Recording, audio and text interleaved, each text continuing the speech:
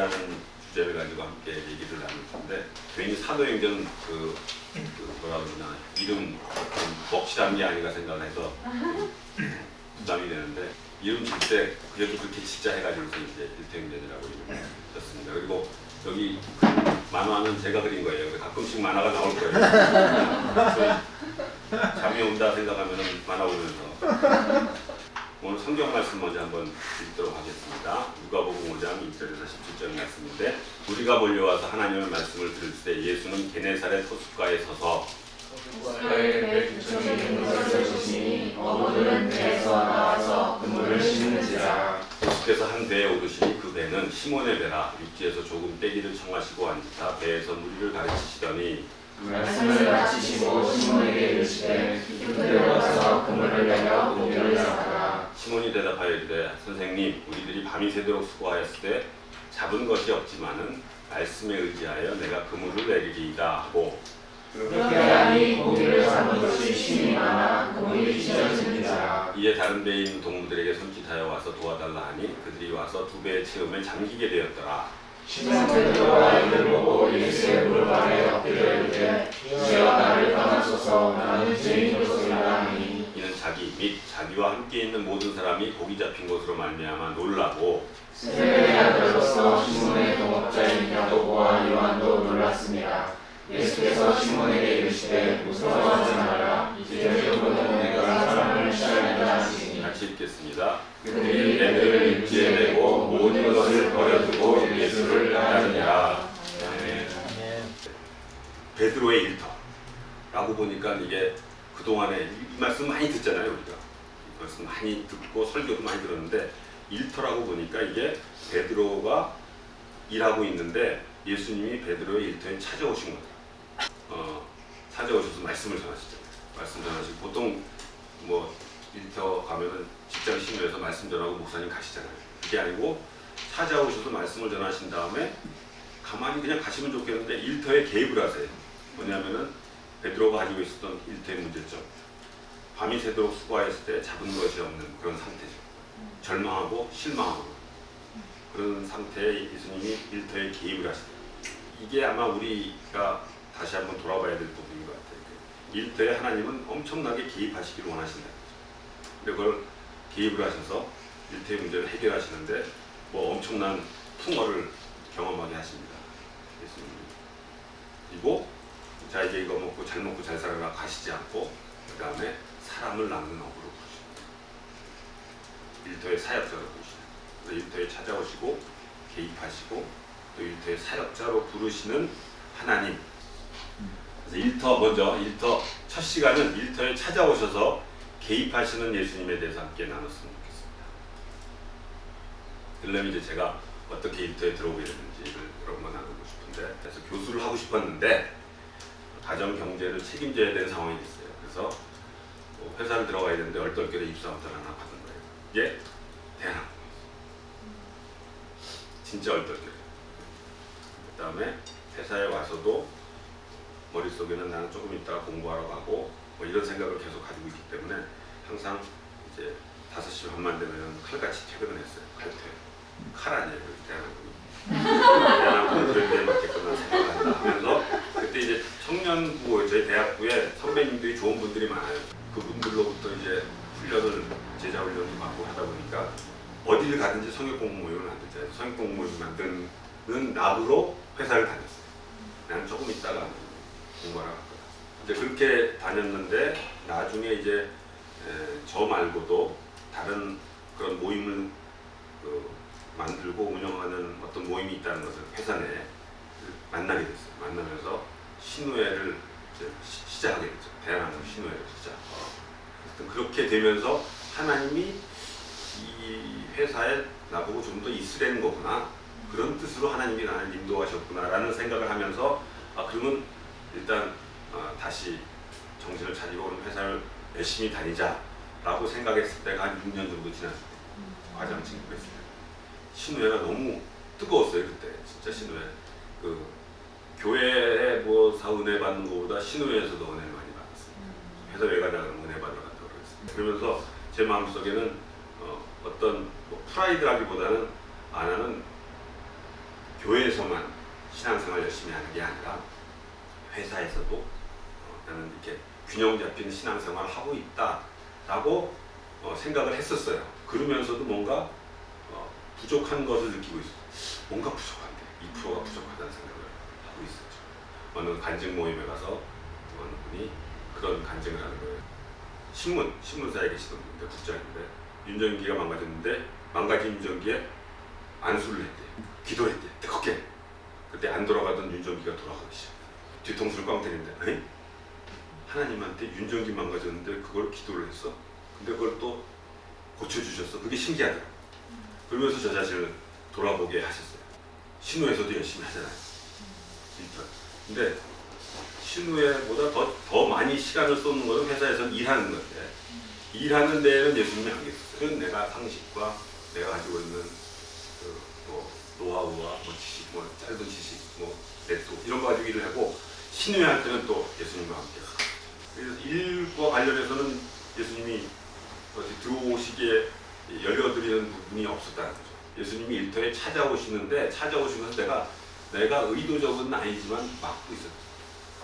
예수님은 신우회랑 성역공부 모임에 계시고 나머지는 제가 알아서 하겠습니다. 그때부터 큐티 시간에 아주 복잡한 문제로 힘들었어요. 월화수목 금금금 일만 했어요. 큐티를 하는데 큐티 하는데 그 하도 일에 대한 스트레스가 많으니까 그 일 때문에 큐티가 안 되는 거예요. 근데 그때 하나님이 나에게 주신 말씀이 아마 베드로한테 주신 것도 항상 그런 개념이 비슷한 것 같아요.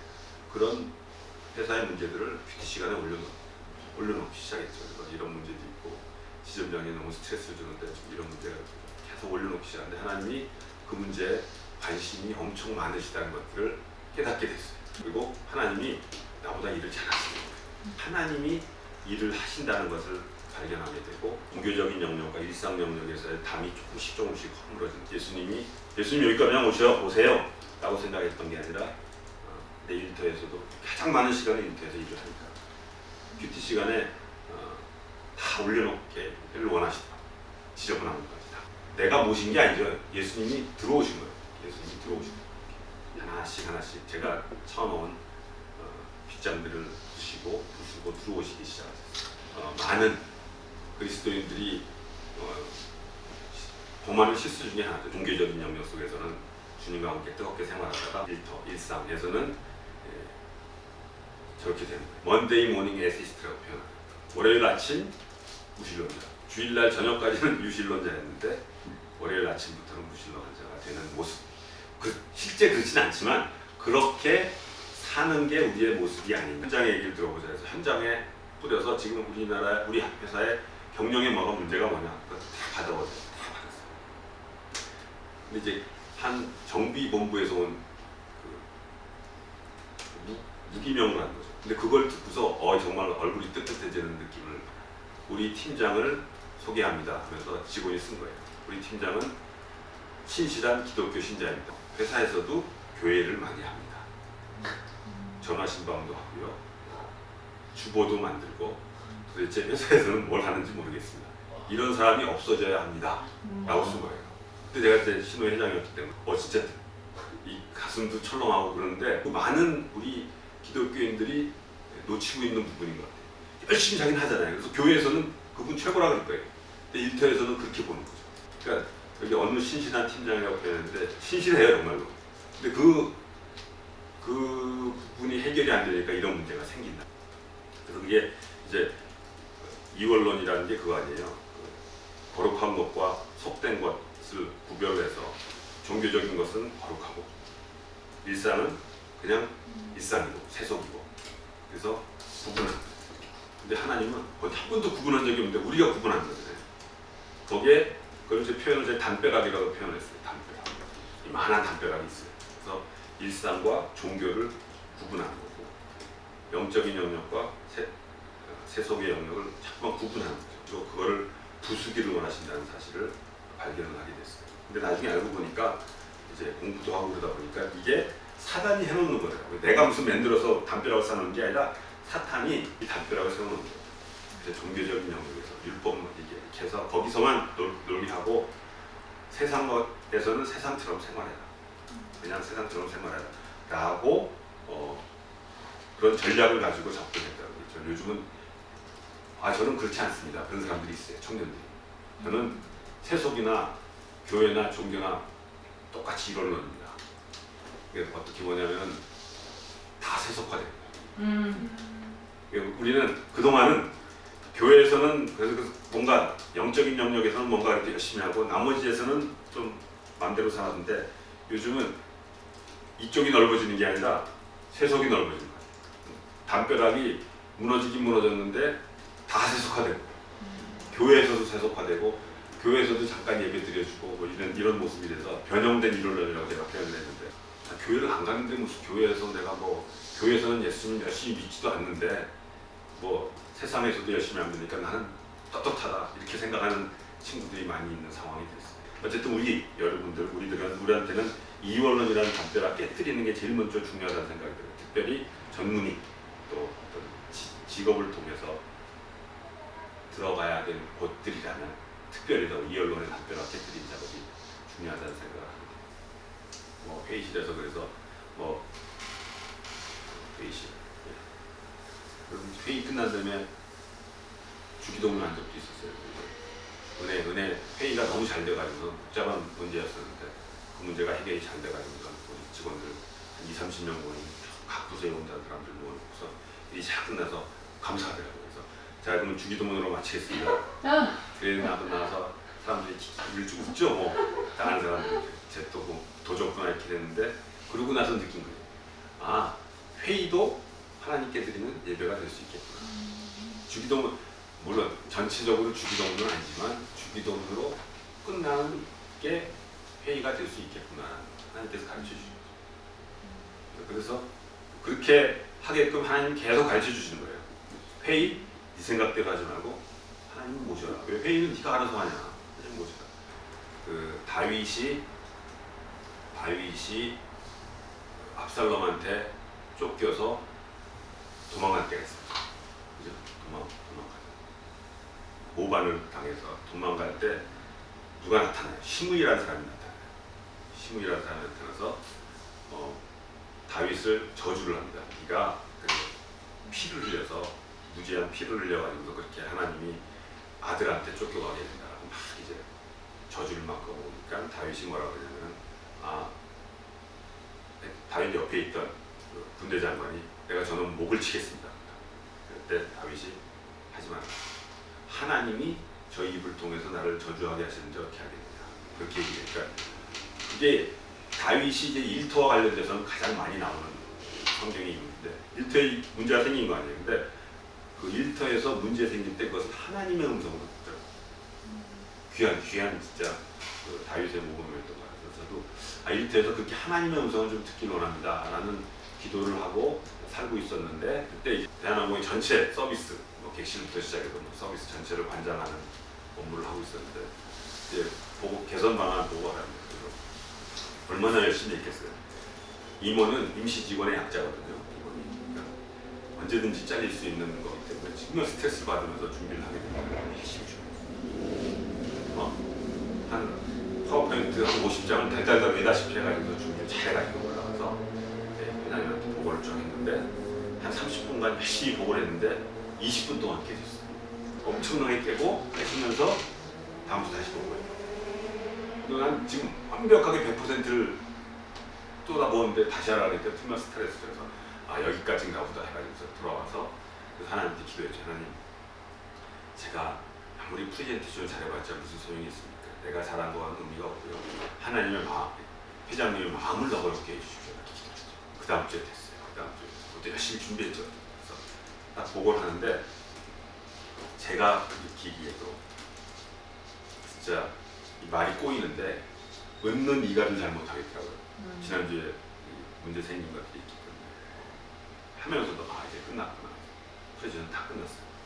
근데 회장님이 싱긋해서 끄떡끄떡 나가시더라고요. 그러니까 주변에서 야 박수 치고요. 저거다. 나오면서 그때 잠깐 하나님 우리 회장님의 마음을 너그럽게 해주셔서 감사합니다 라고 했었으면 좋았는데 하나님 감사합니다 그러고 나왔어요. 그냥 그러고부터는 이번에 내가 프레젠테이션을 이런 것들을 내가 추가해서 이게 통했구나. 피시본 다이아그램을 그려서 이게 뭐가 있어 보였구나. 뭐 이런 생각들이 막 이제 홈내면서도 감사하다고 나오는데 그때 사장님이셨는데